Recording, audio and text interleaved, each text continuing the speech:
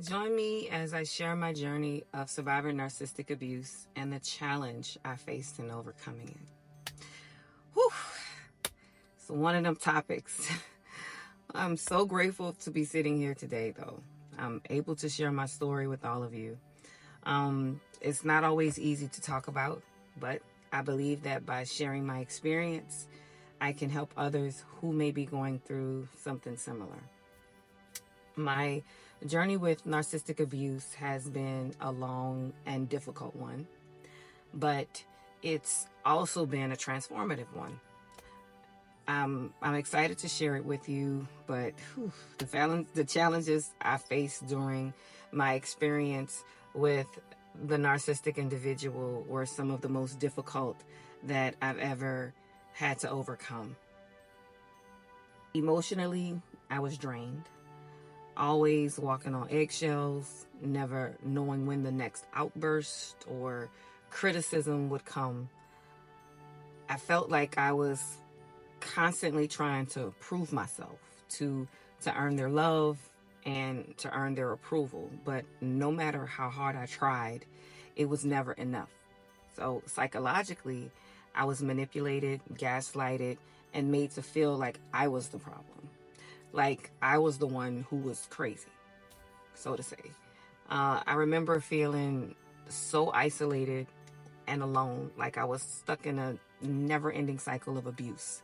I felt like I had lost myself, who I was, like I was just a shell of my former self. The constant criticism and belittling chipped away at my self-confidence, making me doubt my own abilities and my own worth. I felt like I was living in a state of constant anxiety, always on the edge, like never knowing when the next blow would come. I think one of the most difficult things to deal with was the emotional whiplash, the whiplashing. 1 minute, everything be fine, and the next, I'd be faced with anger, resentment, and blame for whatever, something. It was like walking on a tightrope, never knowing when I'd fall off. And the guilt trips. The guilt trips. I'd be made to feel like I was the one who was responsible for their happiness. Like I was the one who was somehow flawed and needed to be fixed. As I began to learn more about NPD, narcissistic personality disorder, I realized that I wasn't alone. I realized that I wasn't crazy and I wasn't flawed. I was simply caught in a web of manipulation and control. That realization was both empowering and at the same time, it was terrifying. It meant that I had the power to change my situation, but it also meant that I had to confront the harsh reality that my relationship was fake and I had to take the steps to escape. The dynamics of narcissistic relationships are very complex and multifaceted. They're built on a foundation of manipulation, control, and emotional exploitation. Like narcissists use their charm and charisma to lure you in, to make you feel seen, to make you feel heard. But once they've got you hooked, they start to reveal their true selves. They become extremely critical, very condescending, and super controlling. They make you feel like you're the problem, like you're the one who's flawed and needs to be fixed. One of the most common traits of narcissists is their inability to empathize. They cannot put themselves in your shoes. They can't understand your feelings, your perspectives. They're so caught up in their own needs and desires that they don't care about the impact that they're having on you. And that's what makes them so dangerous, because they'll stop at nothing to get what they want. And if it means destroying you in the process, well, so be it. But I realized that I didn't have to be a victim. I didn't have to be trapped in this consistent cycle or this roller coaster of abuse, that I could take back my control.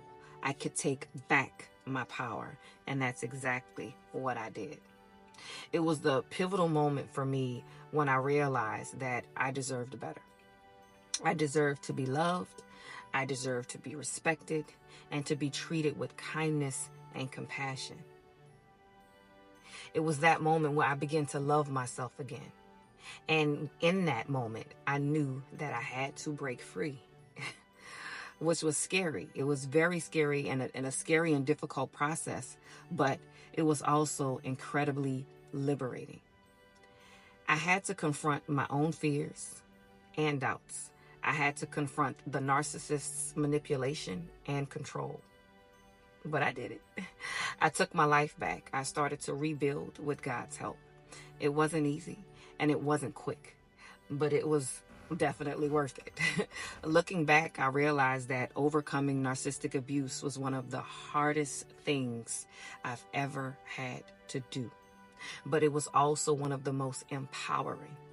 I learned to love myself again. I learned to value myself and to prioritize my own needs and desires. I learned to set boundaries, to stand up for myself, and to demand respect. And I hope that by sharing my story, that I can help others do the same. It's my testimony. But if you're someone who's been affected by narcissistic abuse, I see you, I hear you, and I believe you. Please know that you are not alone and you are definitely not crazy. You're strong, you're resilient, and you're capable of overcoming anything.